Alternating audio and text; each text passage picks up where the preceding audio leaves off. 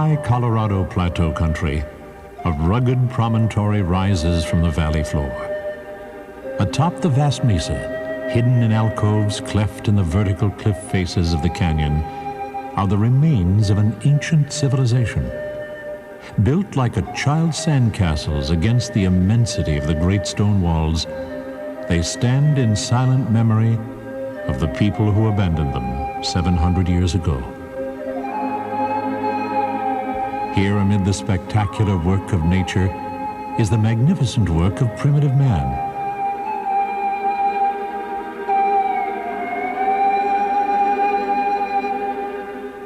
Mesa Verde is the largest archaeological preserve in the United States, containing more than 600 cliff dwellings and 3,400 archaeological sites.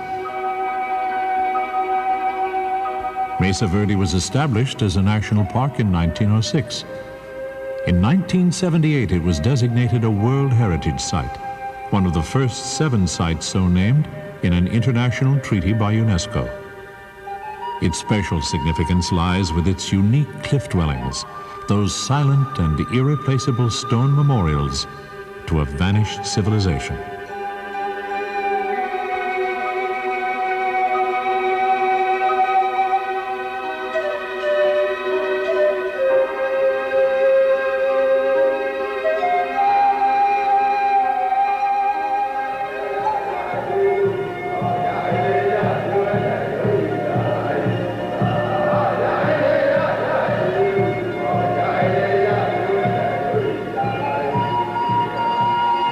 The people were the Anasazi, the ancient ones. This is Mesa Verde National Park, the first United States national park established to preserve the works of mankind.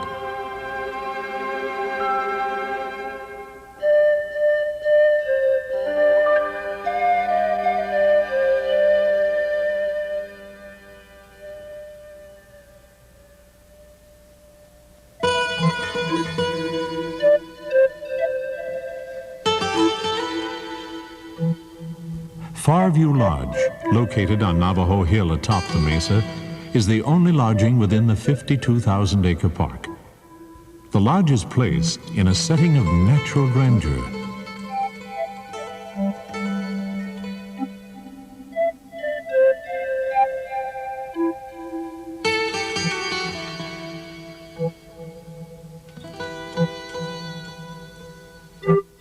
Timid mule deer venturing forth. The fresh, clean scent of wildflowers and shrubs, and the prevailing stillness of the high plateau country at night.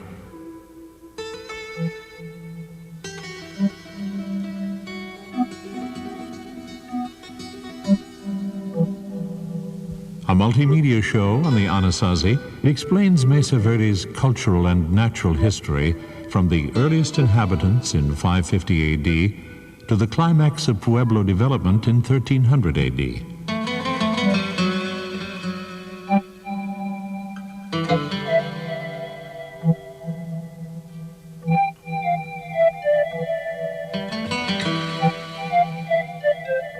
Tours provide a comprehensive overview of this civilization. The guides have participated in a joint training program with the National Park Service. The Pit House, a semi-subterranean room, was used during the period of 550 to 750 AD by the first people known to inhabit Mesa Verde. The geologic structure of Mesa Verde helped determine the relationship between the people and their environment. Geologic history extends back 60 million years, when the area was covered by a shallow sea. When the sea had retreated and the great escarpment was raised by forces within the earth, tributary streams began to carve the long, narrow canyons. The great cliff faces are sandstone and a layer of shale, sediments of the ancient sea. The protective alcoves which house the cliff dwellings were carved over millenniums of time by water seeping through the porous stone. Sun Temple is a cryptic puzzle laid out under an open sky. Its function is not known, but archaeologists believe it may have served as an important religious ceremonial structure, a hypothesis supported by present-day Pueblo Indians. Ruins Road Drive provides easy access to vantage points along the canyon rim. Cliff dwellings may be viewed from the rim and mesa top ruins visited. Wayside exhibits interpret the development of the Anasazi culture.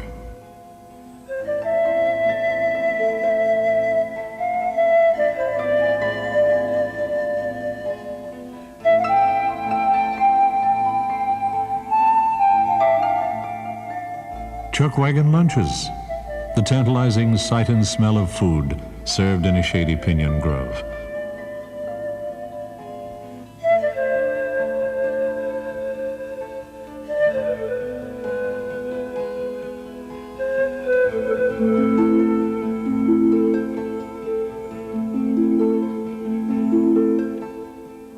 Appetites sharpened by the clear, fresh air and a natural setting.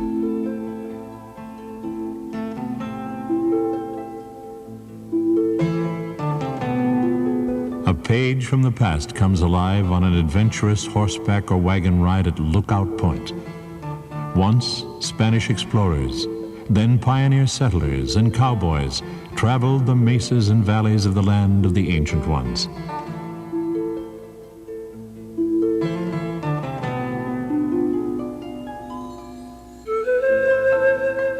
Moorfield Village Campground offers almost 500 landscaped campsites.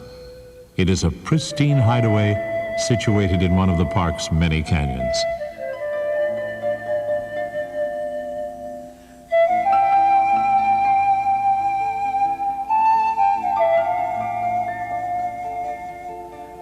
Authentic Native American arts and crafts meet the United States National Park Service production standards for genuine Native American handcrafts.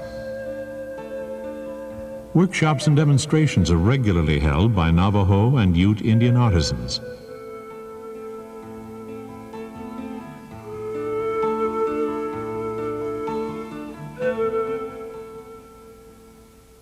Within the Archaeological Museum, famed dioramas depict the evolution of the Anasazi culture. Early farming Indians used the caves for shelter almost 2,000 years ago. Structures evolved through the centuries, from pit houses to small mesa-top villages. Construction of the cliff dwellings began about 1200 AD. Spruce Tree House is the third largest cliff dwelling. It contains 114 rooms and is thought to have been home for 100 people. Cliff Palace is the largest cliff dwelling in North America. It housed 200 to 250 people in its 217 rooms. It clearly indicates the engineering skill of its inhabitants. It is representative of the golden age of the Anasazi culture. Here children played, women ground corn, prepared food, and made baskets and clothing.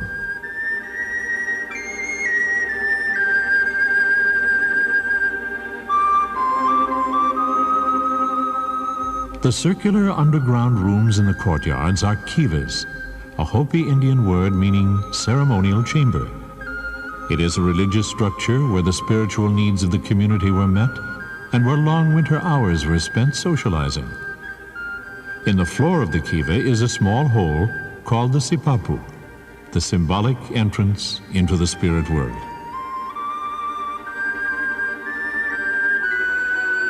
Conical pipes called cloud blowers were used with native tobacco in various ceremonies. Prayers were made to the spirit world for luck in hunting, rain, or good crops.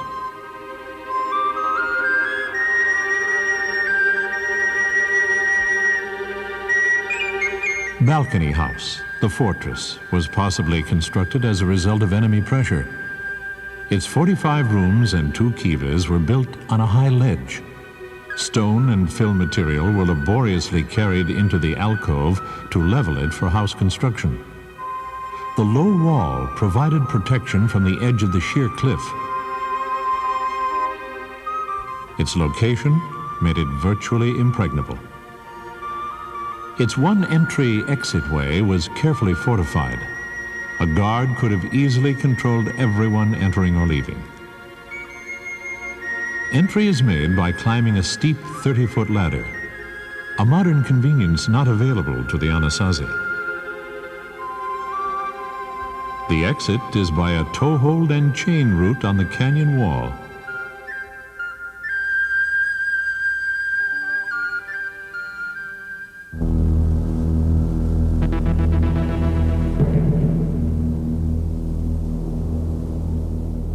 Before the pioneers, before the pilgrims, even before Columbus, there were the Anasazi, the ancient ones.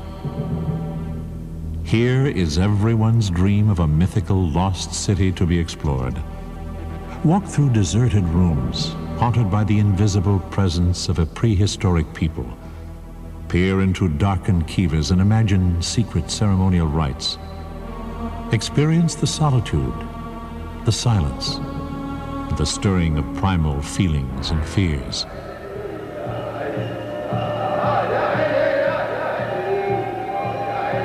Come where the spirits rise, discover a lost civilization, and wonder. This was the world of the Anasazi. This is their story.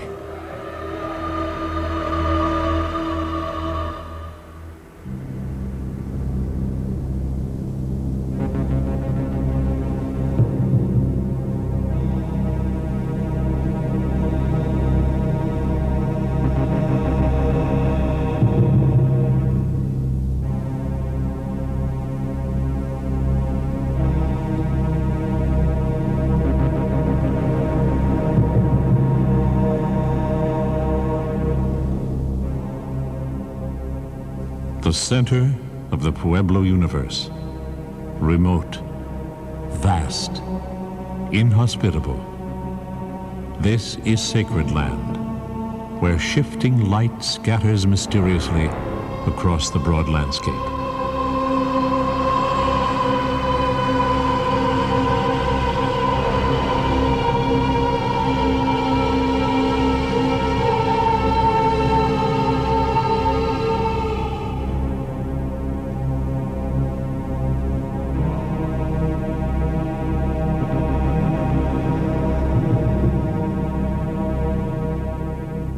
This is a land of contrasts, where the earth is stripped bare, exposed to the powerful forces of nature. A land of extremes, where survival seems impossible.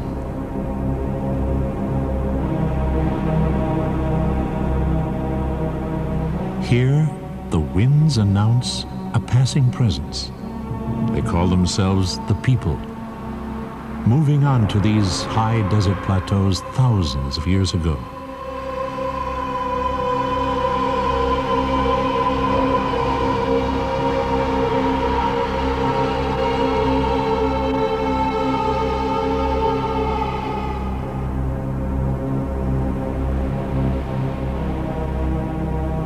Echoes of a distant time retell their story. For centuries, the people crisscrossed the deeply etched drainages of the San Juan and Colorado rivers, evolving from wandering bands of hunters and gatherers into a remarkable civilization.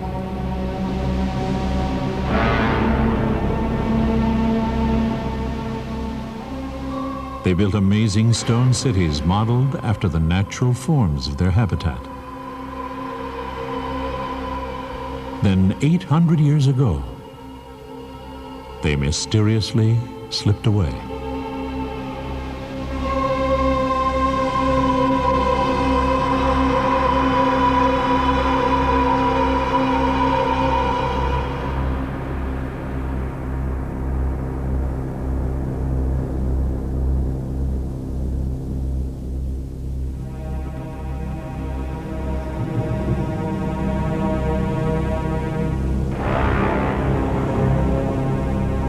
Now empty, these weathered ruins haunt our imagination. Archaeologists call their culture Anasazi, the ancient ones. Who were these people? Why did they build here, amidst this barren vastness?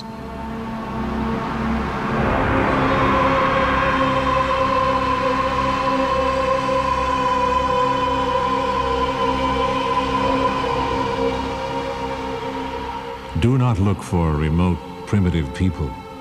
Interrogate the landscape. The earth reveals their story. They have left a powerful mosaic, fragments of a people, place, and time. Reach through the layers. Absorb their echoes. Listen to their ancient legends told and retold by their Pueblo descendants.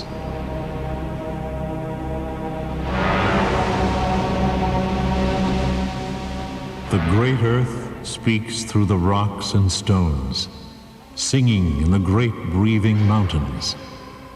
Everything is alive, living spirits of our ancient ancestors.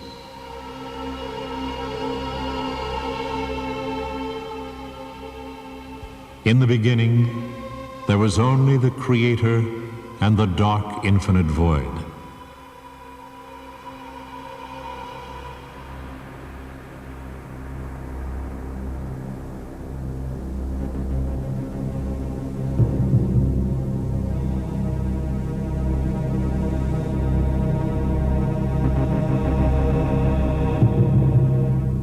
Three previous worlds were created and then destroyed by fire, ice, and flood.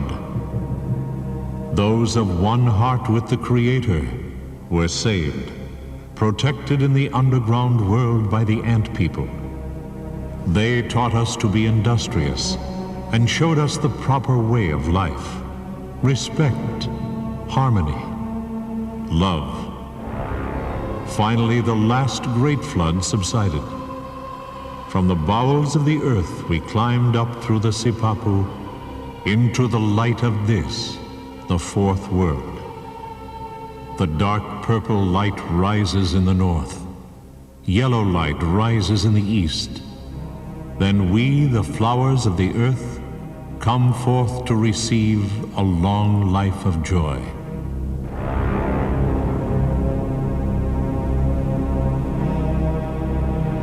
As we emerged, the god of the underworld and caretaker of this new land greeted the people and gave us different languages and colors of skin. He commanded 4 great directional migrations. You must separate and claim the land for the Creator. Then you will come together again in the center of the universe. We met the great eagle. He said to us, I am the master of air and height. I represent the loftiness of our spirit.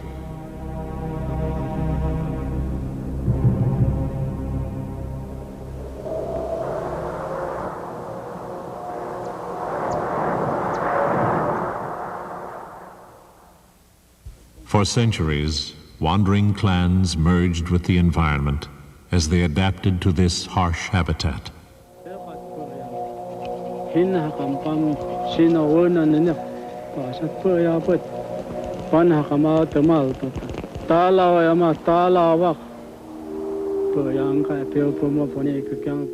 For hundreds of years, small nomadic groups of extended families traveled with the seasons. They gathered seeds, berries, roots, supplementing their diet by hunting. Each new generation repeating the techniques and ways of their ancestors. Their temporary shelters were often caves where others had stopped before. They moved often, following the flocks of wild plants and animals. Survival depended on an intimate knowledge of their arid environment, responding to the rhythms and patterns of the natural and spiritual worlds. They learned that certain plants yielded foods, medicines, and fibers.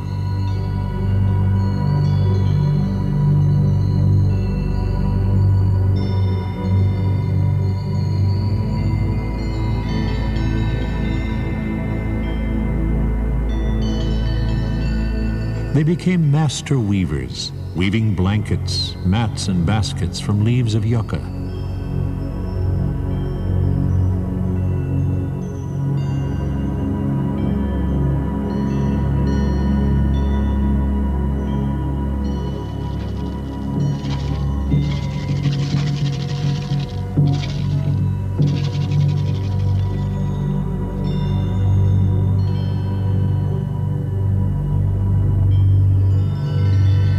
Like branching arroyos, their migrations cut deep into time and territory.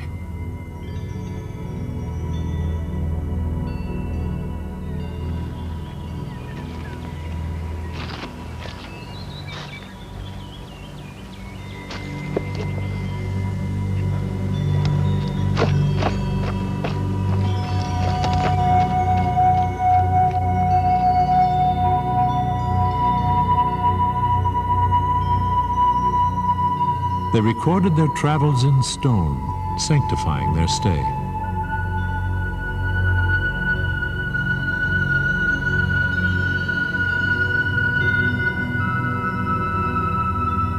The Anasazi made a slow transition from hunting and gathering to gardening and farming.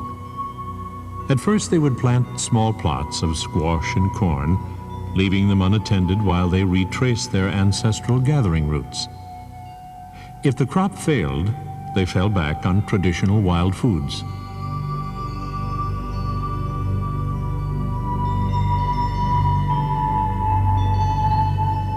Slowly, agriculture brought a more settled life, where digging sticks became as important as spear points.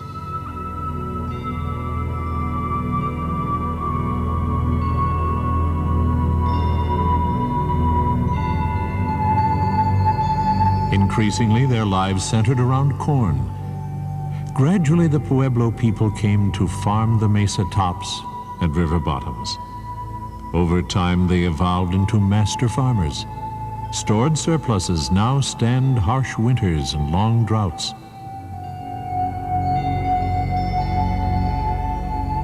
Corn was given to us by the Creator. Corn Mother is the milk of human life, taken from the breast of our Earth Mother.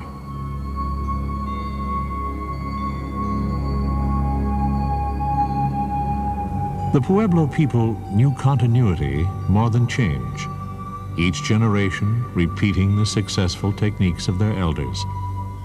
New methods were slowly merged into the repetitions of older lifeways.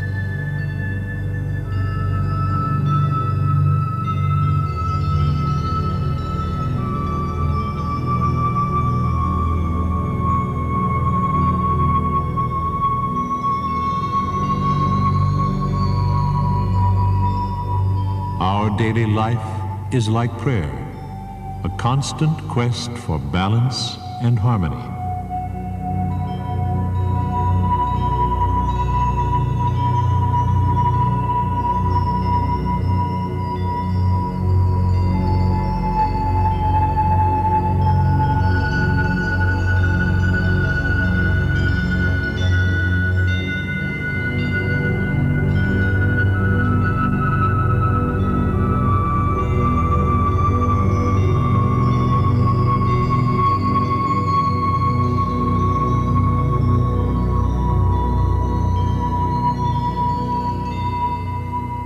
The slow shift to agriculture resulted in more permanent communities.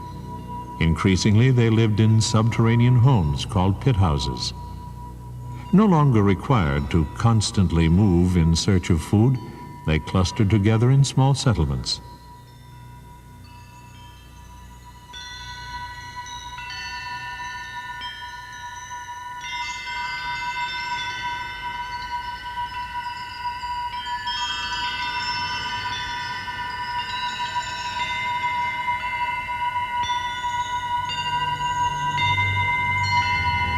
Populations increased, and their culture grew in complexity. They began to borrow ideas from neighboring peoples. Cotton was adopted and woven into cloth. Beans were added to their crops and diet.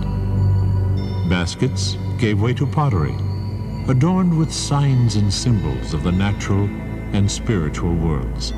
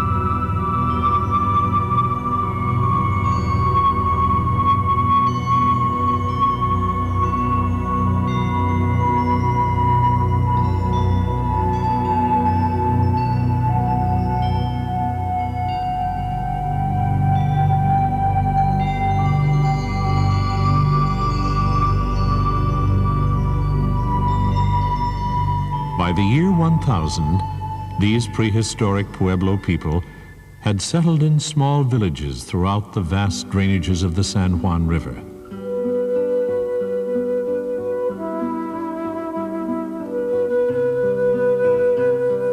Permanent Pueblo structures were now built above ground.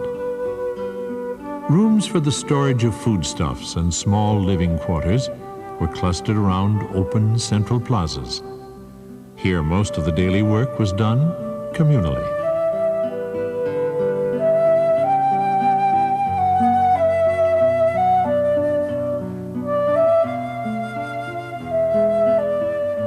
Our universe is divided into two realms, the upper world of the living and the lower world of the spirits. Over time, subterranean pit houses evolved into religious ceremonial chambers, kivas. The underground kiva symbolizes the womb of our Earth Mother.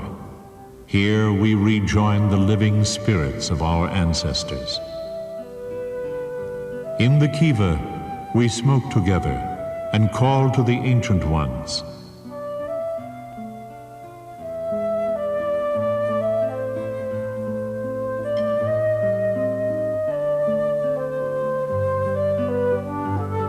We ask them to return as clouds, bringing precious moisture to our fields.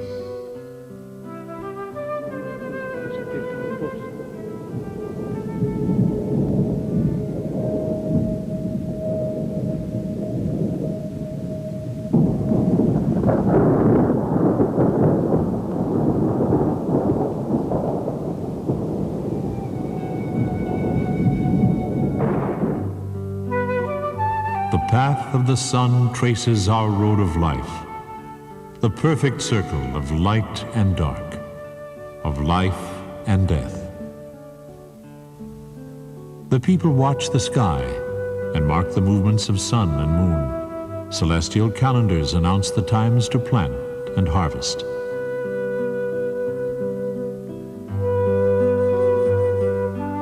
About 900, along a broad, desolate wash, a part of Anasazi territory, the people began construction of a fantastic complex. Eventually, 13 multi-storied pueblos prospered along Chaco Canyon.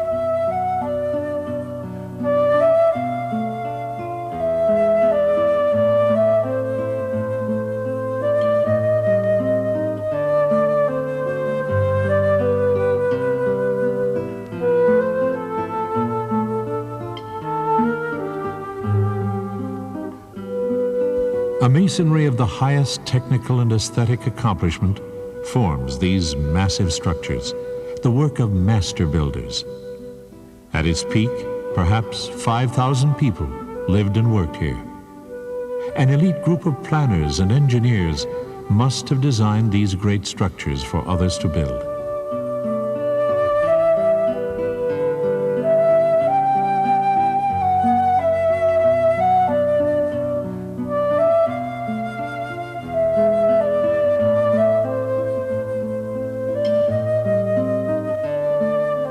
Chaco seems the epicenter of Anasazi culture. An extensive road system radiating out from Chaco linked traders and travelers with outlying settlements and distant neighbors. The Anasazi exchanged turquoise and pottery for shells from California and macaws from Mexico.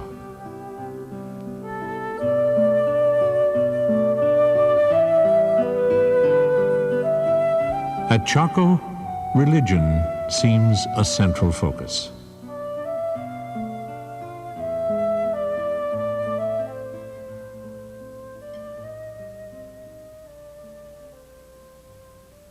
All things are connected. Our ceremonial rites create the seasonal rhythms and the movements of the cosmos.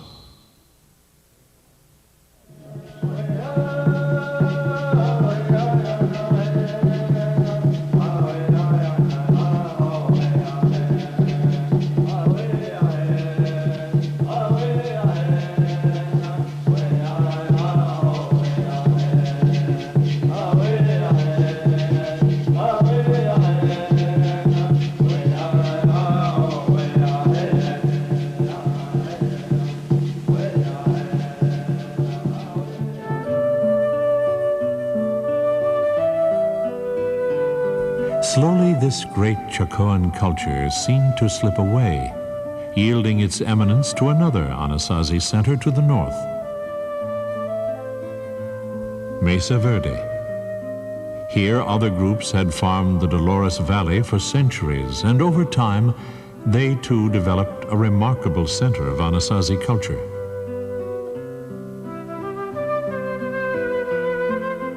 About 1100, the people abruptly abandoned their Mesa top pueblos and returned to the caves of their nomadic ancestors. Some speculate they moved into these protective sites as a defense against raiders from outside the Pueblo world. Weather seems to have dictated their destiny. They abandoned their cliff dwellings after only 150 years of habitation.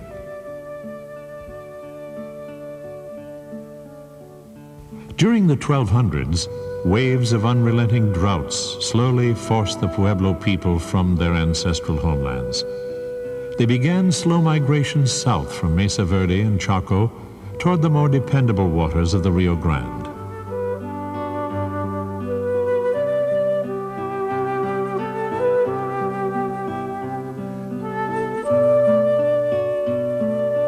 The Cayente district in the west of Anasazi territory was perhaps the last to be abandoned as extreme droughts forced their final exodus.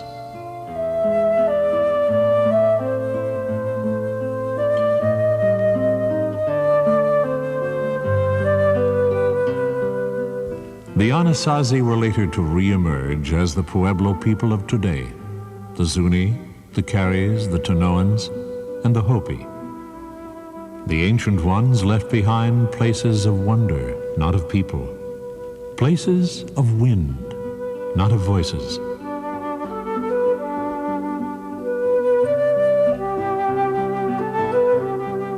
Yet the Pueblo presence still echoes through these sacred rooms. They now mark the boundaries of ancestral lands. They are sanctuaries for the spirits of the Pueblo underworld.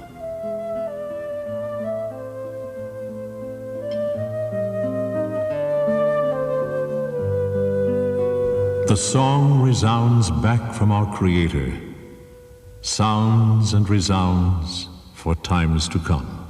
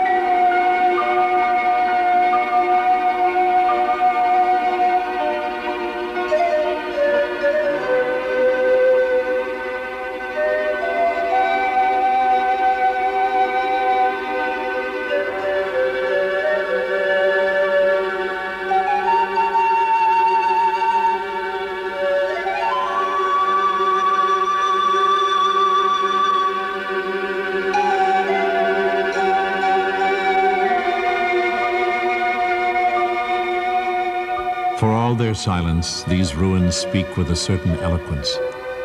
They tell of a people artistic in their crafts, adept at building, and skillful at wresting a living from a difficult land.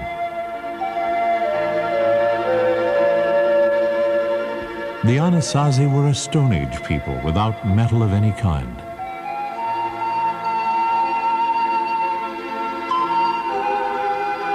Stone, bone, and wood were shaped into a variety of tools. A stone axe was used for clearing land, the digging stick for farming, and a bow and arrow for hunting. Corn was ground with the metate and mano. They made wooden spindle whorls for weaving, and from bone they fashioned awls for sewing and scrapers for working hides. They were a society that accumulated traditions and skills, and over the centuries passed them from one generation to another.